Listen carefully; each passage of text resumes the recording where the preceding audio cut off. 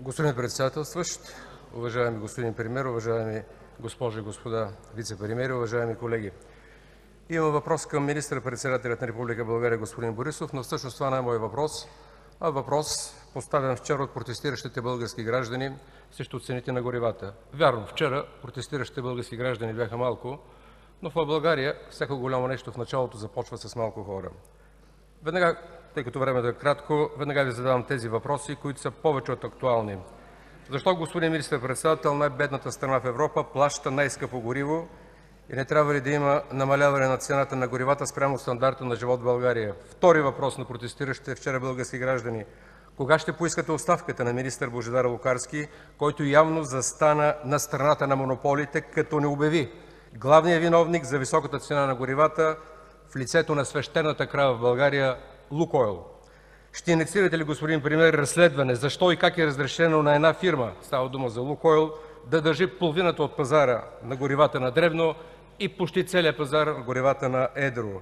И последен въпрос: готов ли сте да се приеме закон, питат протестиращите вчера български граждани, с който производителите на горива да не могат да продават във веригите си, своите вериги на дребно, включително и на тези, отдадени на франчайз, на цени по-високи от 20% от тези на едро? И също така, вече това е моят въпрос, но предполагам, че протестиращите български граждани го подкрепят: очевадно за целия български народ, че в България има картел на цените за горивата. Вижте днес цените на бензиностанцията, най-масовото гориво навсякъде, във всички бензиностанции 2,15 лв. Но Комисията за защита на конкуренцията заявява точно обратното, че не може да се намеси, че няма правомощия, че това е пазар и ние трябва да се съобразяваме с този пазар. Нещо повече, говорителят на Комисията по защита на конкуренцията заяви, че той и неговото ръководство нямат тези възможности и права. Ще бъда благодарен да отговорите не на мен, а на протестиращите български граждани. Благодаря Ви, господин Енчев. Господин министър-председател, заповядайте за отговор.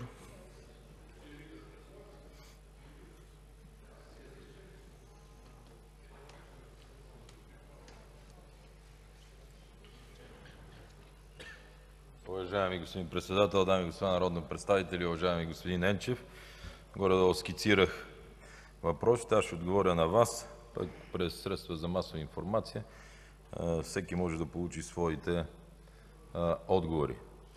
От няколко месеца сме започнали действия и те са концентрирани главно в звеното за борба с контрабандата и корупцията, което, многократно съм Ви казал, е изградено от НАП, Митници, БОП, ДАНС и ежедневно там на работа са и наблюдаващи прокурори, които координират цялата им дейност. От начина, по който бяха конструирани по цигари, алкохол, захарни изделия, меса, петрол, се направиха анализи и се видя, че почти във всички сфери, в различни степени, има несъвършенства или умишлено така са направени закони и наредби, че лобитата, които са ги движили, са създали на практика възможност за изключително неефективна дейност. Това, което казахте за оставка на министър Лукарски, ако щете дори и там, но то си е било винаги така. Две агенции. Едната поставя, другата контролира.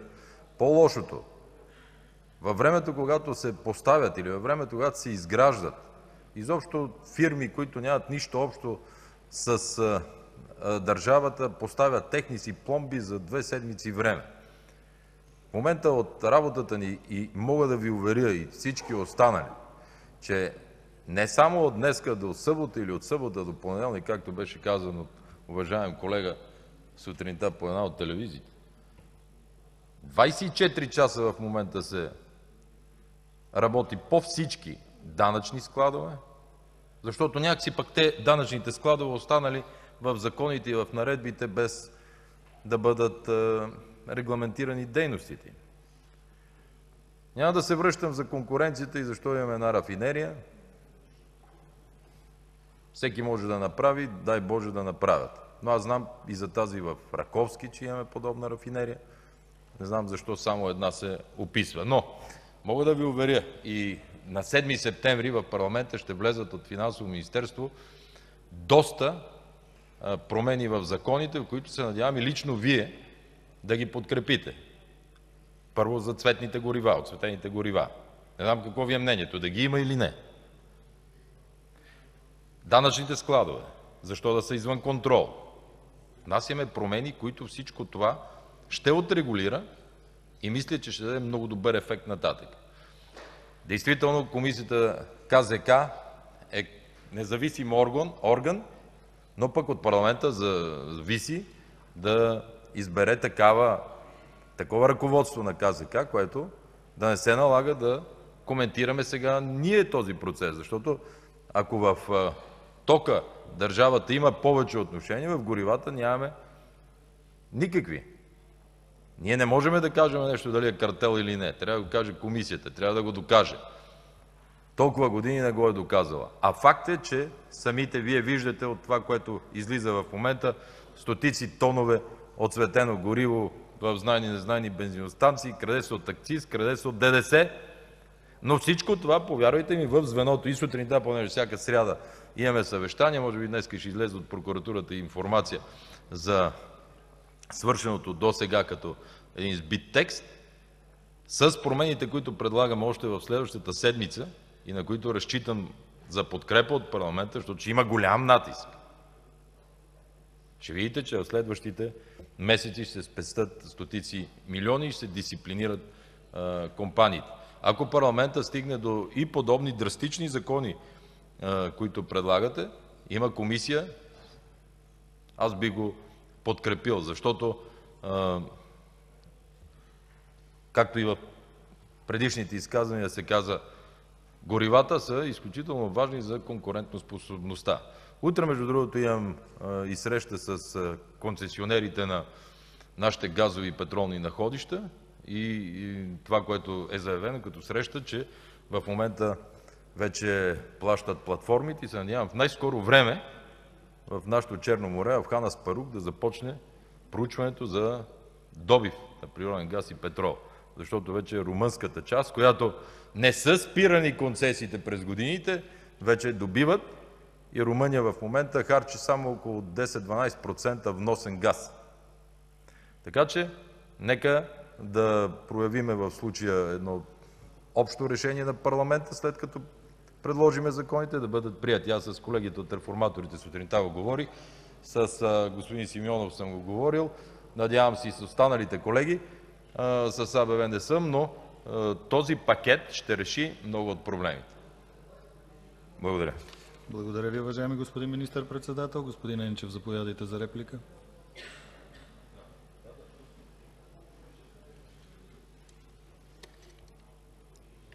Господин премиер, позволявам се да направя една констатация. В последните 30 дни Вие много говорите, почти всеки ден, за качеството на горивата, но никога, почти никога не говорите за цените на горивата. Затова искам да Ви попитам, кого пазите? Още повече, че това, което говорихте за качеството на горивата, официално проверка на Министерството на икономиката установи, че нарушенията са под 1%, господин премиер. Следователно трябва да говорим за цените на горивата, а не толкова за качество на горивата. И тъй като Вие твърдите, или по-точно Вашият министър Лукарски твърди, че държавата няма право да се меси в пазара на горивата, ще Ви кажа нещо, което самия Лукарски го призна вчера. Той заяви, че в Австрия има държавен дистрибутор на горивата, който продава на цени близки до производителите и по този начин се поддържат ниски цени на горивата в Австрия. Какво пречи да въведем този модел или се страхувате, че ще Ви обвинят в тежнение към комунистическото минало? И накрая да кажа най-важното, с което не можах да завърша в предишното си изказване. Когато говоря за Комисията за защита на конкуренцията, аз смятам, че трябва да се предприеме законодателна инициатива за смяна на това ръководство, поради неговата негодност да контролира, да защитава конкуренцията в България.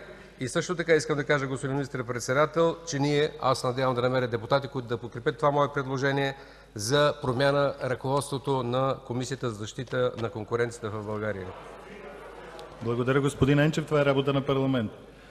Господин министър-председател, заповядайте за дуплика.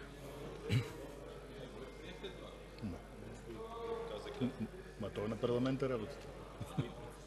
Предстои още, не? Уважаеми господин председател, дами и господа народни представители, уважаеми господин Енчев, аз говоря за качество, говоря и за цени. Но тъй като сме пазарна икономика, правителството не може да определя цената. А ако си го позволим да го направим, повярвайте ми, никой от вас няма да е доволен, ако почнем своенравно и както ние прецениме да определяме цените за нито един български гражданин. Ние живяхме в такива години. Така че разбирам популизма, разбирам желанието да се изкажете срещу мене, приемам го, но все пак малко трябва да имаме граници. А качеството на горивото го говоря, защото маса народ му се повредиха автомобилите. И особено в разни такива ведомствени станции, бензиностанции, които са оставени без контрол. Ето и завчера една с над 170-80 тона отсветено гориво са задържали.